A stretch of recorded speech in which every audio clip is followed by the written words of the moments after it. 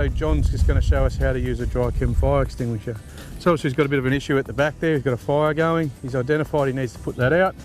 He gets up to the extinguisher, has a look for the pressure gauge to make sure that the extinguisher does have enough pressure in it and the tags are still in.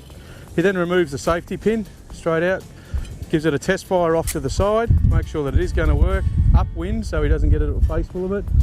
Approaches the fire from upwind, he's going to be doing a sweeping motion. And he's just going to lay that right into the top of it there, chasing it into the corners. And then what he's doing there is just making sure that he gets all the corners. Okay, turns around, comes back out and puts the extinguisher down. Once he's finished with the extinguisher, he just lays it on the ground. This time John's going to use a CO2 extinguisher. So same sort of technique, no gauge on this one though, so you'll be able to feel the weight in it. Pull the tag out.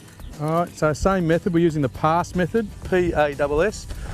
Pull, he's tested it, squeeze. Now the only thing we were a little bit concerned about today is with obviously the wind. So he may not have enough go in this extinguisher, but he's going to give it a go anyway. So, see how it's licking back behind there? That's what What we're going to show you here is a phlegm liquid fire with a water fire extinguisher. We do not recommend you do this, but we just want to show you the people what happens if you do use a water fire extinguisher on a phlegm liquid. Checks the gauge, pulls the pin, okay, gives it a squirt, make sure it's going to go. Alright, so this is, once again, you don't do this, but this is just to show you what happens. He's just going to aggravate it and flare it up. Alright, so it's not going to do a great deal. So then he'll change the extinguishers and he'll go for a foam extinguisher, which he's going to change. The same thing, checks gauge, pulls pin. This one's a little bit different. He'll need to test it and lob the foam on there into a corner and sweep it in. All right, so this is using foam.